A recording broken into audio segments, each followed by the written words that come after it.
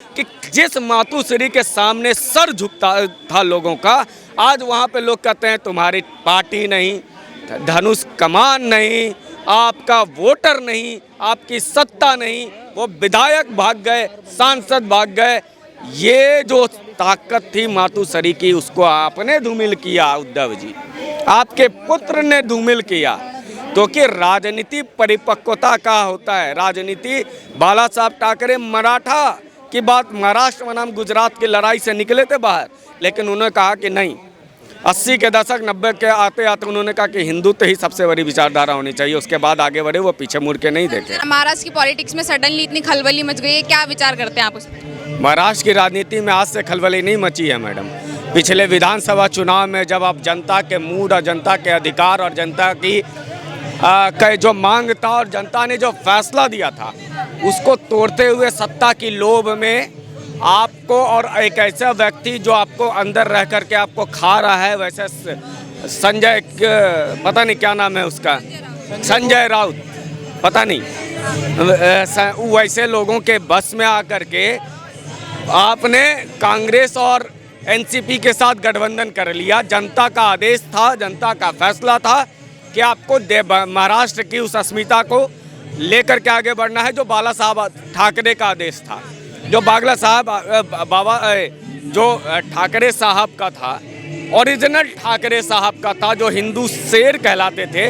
उनकी विचारधाराओं को गला घोट करके यदि आप जनादेश का मुखालफत करके आप चले जाते हैं एनसीपी और कांग्रेस के साथ, तो यहाँ से उथल पुथल शुरू हुआ।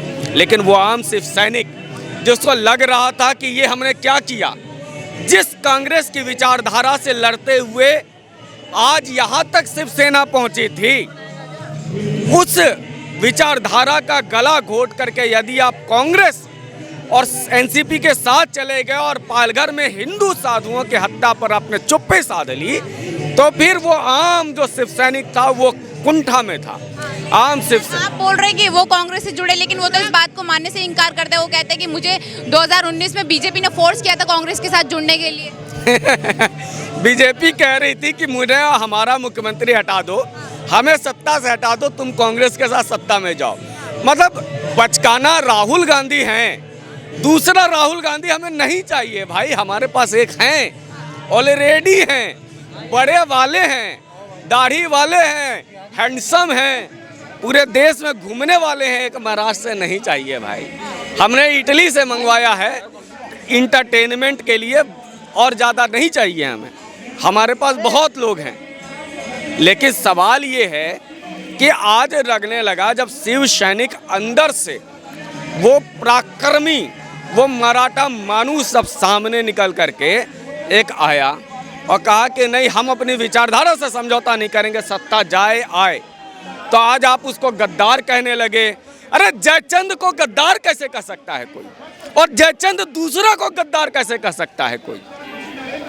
जयचंद दूसरे को कैसे गद्दार कह सकता है, जिसने विचारधारा से तमाम, आज बाला साहब ठाकरे भी सोच रहे होंगे, उनकी आत्मा भी सोच रही होगी कि किस कुल में हमने इस बच्चों को जन्म दे दिया। वो जो मराठा मानुष की बात करता था, वो हिंदुत्व की बात करता था, हिंदवी स्वराज की बात करता था, उसके एक हुंकार से अमरनाथ यात्रा में आतंकवादियों ने कहा था यात्रा नहीं होने देंगे, तो उसके बाद बाला साहब ठाकरे ने कहा था फिर मुंबई से हज के लिए कोई भी फ्लाइट नहीं उड़ेगी।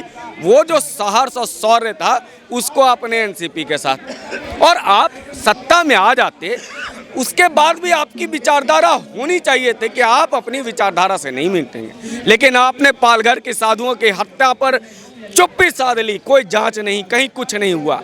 आपने लिपापोती करने का प्रयास किया था। वो अंदर वाला शिव सैनिक, जो मराठा मानुष, जो भगवा के नाम पर जीता था, वो क्या करता? अच्छा सर, स्टार्टिंग से ही जब शिवसेना हिंदुत्व की पार्टी रही है, फिर जब से उद्धव ठाकरे जी के हाथ में जब से सत्ता आई है, तो सडनली किस लोभ में उन्होंने बदलाव लिया, एकदम से सेकुलर बन गए, हिंदुत्व विरोधी हो गए? क्या कारण देखते हैं इसके पीछे? सिंपल था। कभी बाला साहब ठाकरे ने एक बात कही थी कि मैं सत्ता में नहीं आऊँगा, हमारे बच्चे आएंगे, मैं सत्ता में नहीं आऊँगा।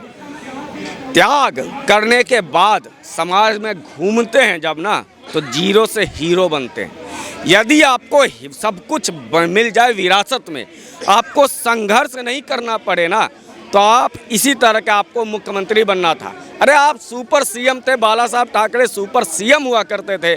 आपने वो अपने पिताजी से राजनीति नहीं सीखी, आप राजनीति के दुकान खोल लिए।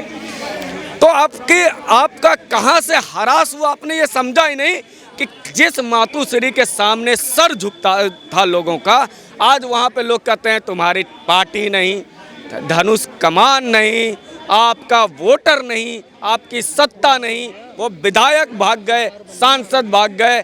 ये जो ताकत थी मातुश्री की, उसको आपने धूमिल किया उद्धव जी, आपके पुत्र ने धूमिल किया। क्योंकि राजनीति परिपक्वता का होता है। राजनीति, बाला साहब ठाकरे मराठा की बात, महाराष्ट्र बनाम गुजरात की लड़ाई से निकले थे बाहर, लेकिन उन्होंने कहा कि नहीं, 80 के दशक 90 के आते आते उन्होंने कहा कि हिंदुत्व ही सबसे बड़ी विचारधारा होनी चाहिए। उसके बाद आगे बढ़े, वो पीछे मुड़ के नहीं देखे। तो कॉन्फिडेंट होकर कह रहे हैं कि 2024 में हम दोबारा से पार्टी का जब आयोग करेंगे, नई पार्टी बनाएंगे, तो जनता में वापस से समर्थन देके वापस से सत्ता मिला देगी।